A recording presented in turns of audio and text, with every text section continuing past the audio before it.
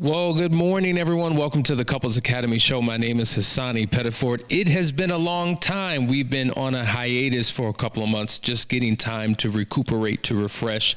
But we're back. It's 2024. It is February, which we consider Love Month. And so I'm excited about all that we're going to be unpacking for you this particular month. This is the Love and Marriage theme or series that we're engaging in all month long. So if you want to know what love is and what love is not, this is the show to watch. Listen, we are infidelity recovery specialists. We've been working with couples for 15 years, helping them to transform their relationship to take it to the next level. These are situations where people have maybe lost love or questioned love, or maybe they don't have a healthy sense of what love looks like. Now, whether there's been a betrayal or not, this is a struggle that many people have. And so we're going to take a deep dive, comprehensive approach and really give you foundation today to get this series started. We're going to be talking about the three kinds of love, okay? There are three, if you will, kinds of love, and we're going to walk through that. But before we do, a couple of quick announcements. Listen. I don't know if you knew, but this past January, we had men travel from around the country and the world, who came to our Foundry experience. It was our second annual Foundry experience. It was an amazing event. If you missed it, you got to get ready for next year. It's going to be amazing. I'll share more about that experience. But I'm saying that because now that the Foundry experience is over, and we've set the bar so high, and now the women are coming together to do the Unearthed retreat. And so listen, I want you to look at that QR code, right? And I want you to open it up and go to the Unearthed retreat website to find more information about this amazing event that's going to be happening April 25th through the 28th. It is not too late. Women are registering. It's going to be a phenomenal, spectacular event that you do not want to miss. They do not disappoint at all. It may be just as good as the Foundry experience. We'll see, but you definitely want to check that out. Also, this weekend, we're actually flying out to London. We're excited to be joining Pastors Mike and Donna Marie White of the Tap Church in London. It's their annual Marriage on Track conference. We haven't done it in quite a few years due to COVID, but we're excited to be going back. So if you are in London and if you're a part of our community, we want to see you there. I don't know what the tickets are like, but listen, I know somebody. We'll be there on Saturday, all-day conference, and then I'll be speaking twice on Sunday for the service. So if you're in the area, make sure you go. But listen, let's have a conversation today. We're talking about the three different types of love. I think it's critically important that we understand what this is, because if you were to ask 10 different people about what their understanding or definition of love is, I can guarantee you're going to get 10 different answers, because that answer is going to be based upon their childhood upbringing, right? Their previous relationships, their worldview, their belief system, just what they've experienced throughout their life that has shaped, if you will, their perspective of what love is. Some of us have healthy examples of love. Some of us have unhealthy examples of love. Some of us have no example of love. And so that's why when we get into relationship, there are so many challenges that we experience, because we come from two different family cultures, two different backgrounds, two different upbringings, two different experiences, relationship dynamics that really creates complexity, really creates some sense of conflict where couples are disconnected. And so it's important that foundationally, if you're going to have a healthy relationship that is long-lasting and mutually beneficial, that you truly have an understanding on what love is. And I think we may know in part what it is, but we don't know the complete understanding of what it is and how to walk it out. Now, so the first type of love that I want to share with you is what we call Eros Love, okay? It is a Greek word, eros. Really, it is Greek for erotic, right? This is the type of love that typically initiates a relationship. We say that all relationships are initiated by two things: physical attraction and emotional desirability. So as long as you look good and you make me feel good, then guess what? That's love. So this in-love feeling, this infatuation, this craving, this yearning, this thirst, this hunger, this passion, this emotional intensity that you have for another person is typically what we experience on the onset of a relationship. As we're in that dating season, transitioning into a committed courtship, then we get into engagement, that in-love feeling is there. Now, interestingly enough, this in-love feeling lasts, generally speaking, for about 2 years. Now, what happens after 2 years that will cause it to shift? Well, in that 2-year period, you're getting to know who that person is, right? First, you met their representative. Everything you know about them was phenomenal. They showed you what they wanted you to know, what they wanted you to see. But eventually, you begin to see the other side. You begin to see the humanity in this person that you've romanticized. And so this feeling does last for some time because, we're willing to justify the things that we see. We're willing to ignore the red flags. We're willing to, give people a pass. And we have a high level of grace in the beginning of a relationship as long as those feelings and emotions are high. And when those emotions are high, think about it. You want to spend every waking moment with this person, right? Every opportunity that you can be in their presence, you are there. So you're spending countless hours engaged with one another. It's almost like your friend group has lost you. They haven't seen you, right? They're calling emergency services trying to locate you because you've been missing in action, because you've been so caught up in the throes of this affair, of this, not sexual affair as if it's a bad thing, but this love affair that you have with your partner. Okay. And so you're spending all your time on the phone, just falling asleep on the phone, just can't leave that person, right? You're just consumed. But think about it. This in-love feeling, this infatuation, this Eros type of love is not sustainable, nor should it be. Imagine 5 years into a relationship and every waking moment, you can't stand to be without this person. Well, guess what? You would lose your job. You would be fired, okay? DIFAS would call the house looking for your children because of neglect, right? So there's got to be some sense of balance that you have and normalcy that you have. And so the in-love feeling isn't designed to last forever. The problem is if you're addicted to a feeling, if you are addicted to new, if the only thing that you define love as is a feeling, then when the feeling ceases to remain, you question, is it really love? Do I really love this person? Did I make the right choice?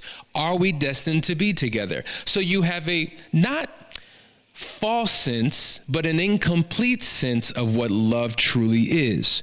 And so, yes, this is the beginnings of what love looks like. That Eros. And so when we're talking about Eros love, we're talking about a love that is feeling oriented and it is me oriented. This is the way you make me feel. This is what I feel about you. It's what I'm experiencing in my mind, in my heart, in my body. It is very me-centric, okay? But the second type of love is what we will call Phileo Love, okay? Some will call it Phileo Love. This is a love that's more of a caring type of love, a brotherly type of love, a type of love that I will do for you because I love you and I'm thinking about your welfare. I'm thinking about your good, and whatever I can do to contribute to that, that's what I'm willing to do. Okay, so this type of love is less about feeling, but it's more about mutual interest. It is very we-oriented. Now, you and I are in this relationship and we experience a love where we're thinking about the collective whole. See, this is the shift that happens because most people who get into a relationship have been single prior to it, possibly for quite some time. And all they thought about is me, myself, and I. But when you transition into a committed courtship, there should be a mindset shift where you go from me, myself, and I to we, us, our. Right? So you're thinking about the collective you, because what you do impacts your partner. What your partner does impacts you. So now you're a union You're coupled, and we think a certain type of way. We move a certain type of way. We operate a certain type of way. It's a different type of love. It is what we will call a more mature love. Okay? So that Eros love is the puppy love. It's what we feel in the very beginning. But as we mature, we have what we call Phileo Love, a caring type of love. So we went from me to we. All right? The third type of love is what we will call Agape Love. Now, this type of love is a Christ-centered type of love, or what we will call an other-oriented type of love. So it's not about me. It's not necessarily about us, but it's about you. So if I'm in a relationship with you, I'm focusing on you. And I'm willing to withstand, and I'm willing to go through, and I'm willing to deal with. Why? Because of my love for you, right? So it's more of a giving type of love.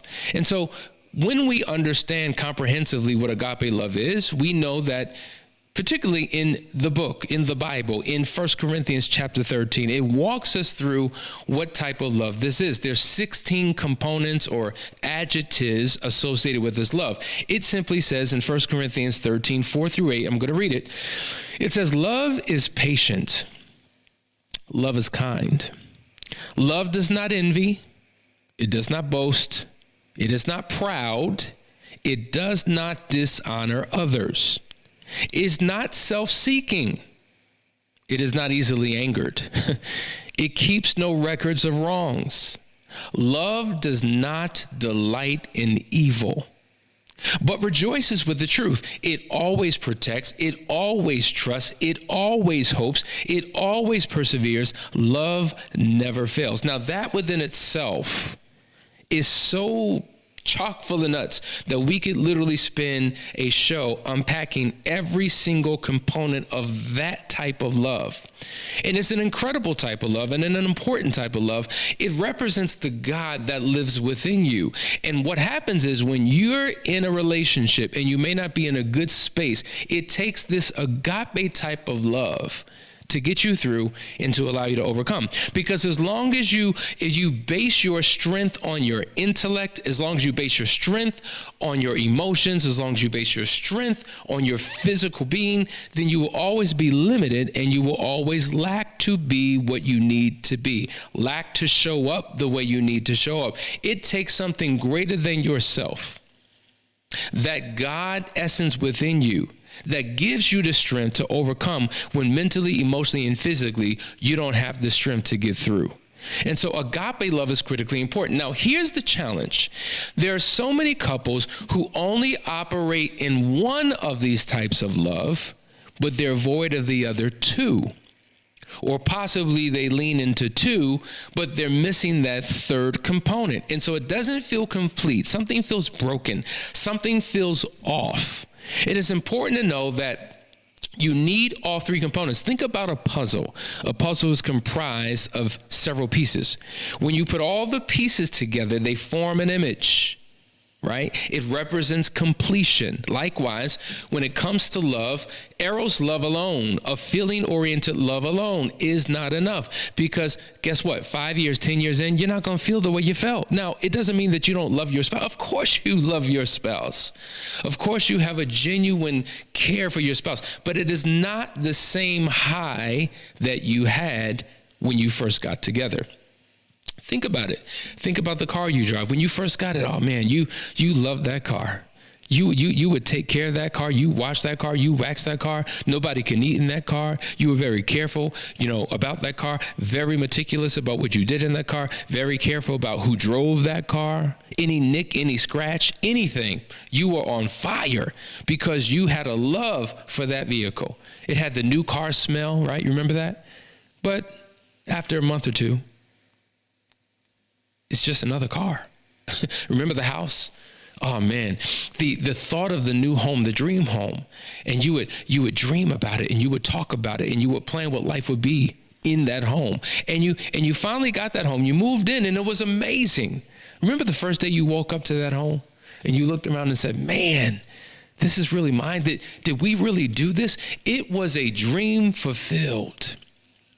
The opportunity of creating new traditions in that home was amazing. People coming over talking about how beautiful the home is and how great the decor is. You felt proud because this is what you and your spouse put together to create an environment that was conducive for your love. But eventually, that sacred space in that home just became another room. That TV that you had was just another TV. Now, at first, oh my God, it was amazing. But over the course of time, normalcy set in. So new becomes normal. New becomes normal in all facets of life, especially when it comes to relationships. And so when new becomes normal, when monogamy turns into monotony and we no longer have the Eros feeling, we cannot misinterpret it as there's no more love. Now, how do we get that feeling back?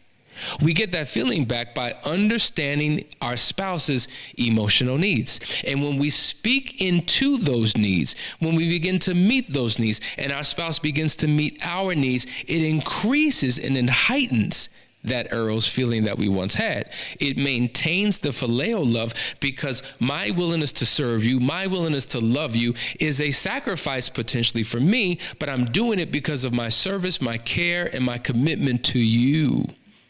And when we're in a dark moment, when it seems like hell is breaking out, when it seems like there can get no worse in our relationship because of the challenges that we're going through, it takes that that agape type of love to carry us through.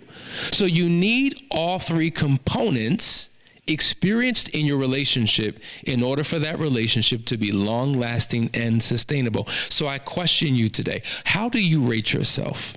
On a scale of 1 to 10, how would you rate your Eros love? That erotic, that sensual, that sexual, that emotional, that feeling-oriented type of love. Scale of 1 to 10. 1 being very low, we don't have it. 10 being, oh my God, we are overflowing. How would you rate it? What about that caring type of love we find in Phileo love, right? Man, you can get to a place where you just become just so frustrated with your spouse. I don't even care. Do what you do. You do you. I'ma do me. You're two ships passing in the middle of the night. There's no connection. There's no nothing. And so when you see your spouse hurting, you're just like, and figure it out. Like on a scale of 1 to 10, how would you rate your Phileo love? 1, we don't really have it. 10, without a shadow of a doubt. I am there for my spouse no matter what. And I don't just do things begrudgingly. I don't do things out of obligation and frustration. I do things out of genuine care because I care for and care about my partner. When you think about agape love, how many of you truly represent that in your life and in your relationship? Scale of 1 to 10. 1, not really. 10, absolutely. Now remember, we're talking about character. We're talking about how you show up. We're talking about integrity. We're talking about a moral compass. We're talking about what love is and what it's not, what it looks like and what it doesn't. And now it becomes a metric that I can measure my behavior and my character by to see if I truly have the love of God within me. When you understand these 3 essential components, and when you assess your relationship, it will give you an indication on where you are, how far you have yet to go, and how close you are to your final destination. Now, if you find yourself in a place, because most people come here because at some point they have been in crisis, and maybe you've given up hope. Maybe you're no longer a believer. Maybe you've got settled in just a numb, stuck, it is what it is space. I just want to let you know that you can overcome. You can have more than what you have. But it's not going to fall out of the sky, folks. Love is not going to knock on your door. It's not going to ring your phone, right? It's not going to show up in the mail in a package. It's something that you have to pursue. If it's been lost, you can find it. Because the reality is, whatever you pursue, pursues you. I'm going to say that one more time. Whatever you pursue, pursues you. So your desire for it desires you. Your pursuit of it, it pursues you. your reach towards of it begins to reach out to you. Because we're magnets and we draw to us who and what we are. And whatever vibrational frequency we're operating on, we bring situations and circumstances and people and places and things into our lives that reinforce what we're internally experiencing and going through. So if the love is lost, if the love is gone, have a conversation with your spouse and talk about how you can rebuild, how you can restore, how you can take your life and your marriage to the next level. These are the things that you need to do if you really want love in this thing called marriage. Listen, you've been watching the Couples Academy show. I hope you got something out of today's conversation. We're coming back tomorrow for an episode, so stay tuned.